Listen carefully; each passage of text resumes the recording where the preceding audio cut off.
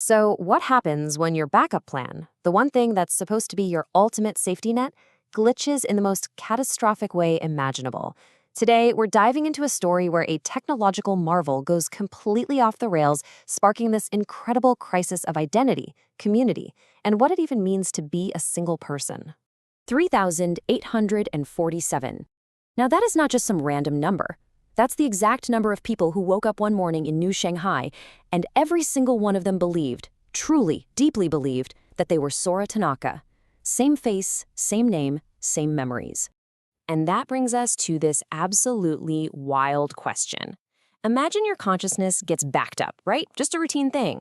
But when the time comes to restore you, a system error doesn't just bring back the latest version. Oh no, it brings back every single backup you've ever made, all at once.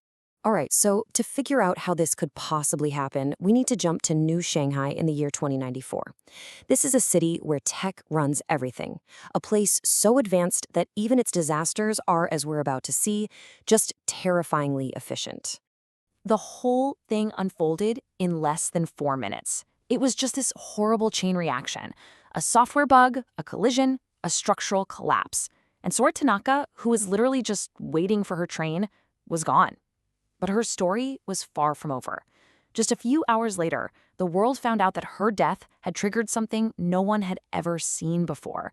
At the very heart of all this chaos is what they called the restoration anomaly. See, the system was supposed to find the most recent backup of Sora Tanaka and restored that one. Simple. But it couldn't identify the primary file. So it made a decision that was, well, catastrophic. It basically threw up its hands and said, you know what? They all look good to me, and restored every single one.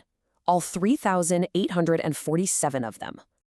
And just like that, a technical glitch turns into this profound human crisis. I mean, can you even wrap your head around that? Nearly 4,000 women, all legally and biologically the exact same person, all waking up in facilities across the city. The result was just an existential bomb of unimaginable scale. The media, of course, went into a complete frenzy. Legal experts were having a field day. But the most painful question, the one that really mattered, was the one each of the 3,847 Sarahs was asking herself. Wait a minute, am I the real one? Who actually gets to be me? And the human cost of this whole mess becomes crystal clear when you look at the two extremes. You've got Sora 1. Her backup is from when she was 23 years old. She's missing 2 whole decades of her life. And she says she feels lighter, unburdened by all the choices and regrets she never made. But then you have Sora 3847, the most recent backup. She remembers everything, and for her, it's a living nightmare. She feels she's lost myself, like her unique, singular identity just evaporated into a crowd. So what do you do when you're suddenly a crowd of one? You can't just go about your day. The Saparas had to figure out how to go from being a bizarre anomaly to becoming an actual community.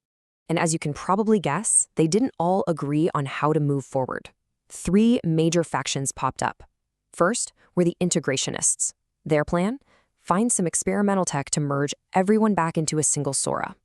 Then you had the dispersionists, who were like, look, this was a freak accident, we don't owe each other anything, let's all just go live our own lives.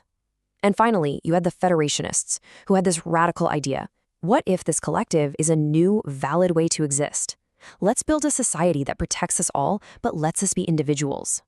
Well, they put it to a vote, and the results were clear. With a 54% majority, the federationists won. The Soras chose not to erase themselves, not to run from each other, but to actually build a future together, embracing their strange new reality as a collective. Their solution was absolutely brilliant. It was a governing document called the New Taxonomy. They basically organized themselves into 20 different phases, each one corresponding to a period in the original Sora's life. It created this amazing framework for them to work together as a group, but still protect everyone's individual autonomy. It was literally a constitution for a new way of being human.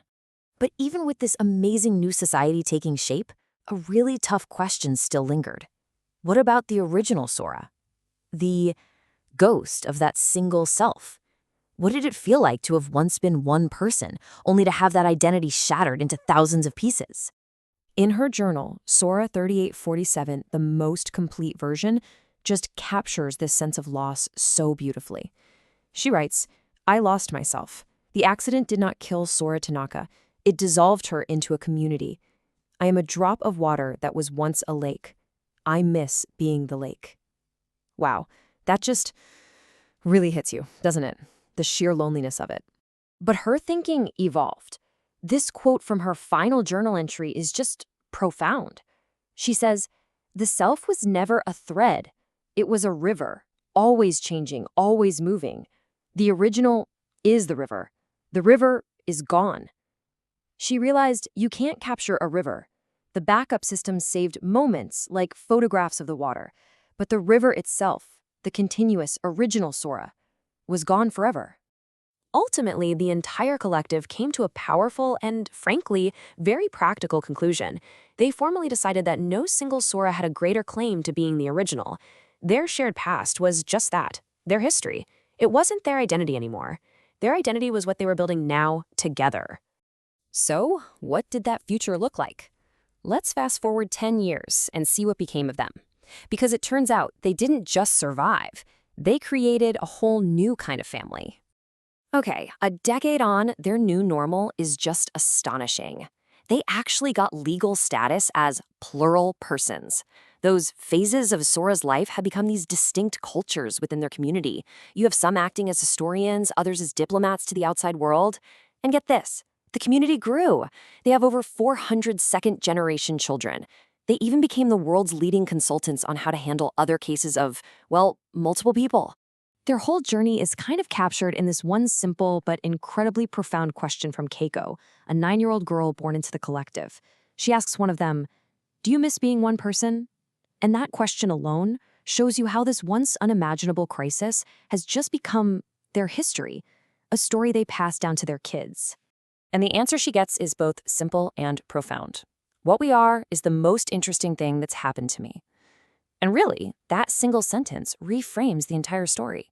A technological catastrophe becomes this beautiful, unexpected evolution of what it means to be human. It challenges all of us to think, what really is an individual, and where does one person end and a community begin?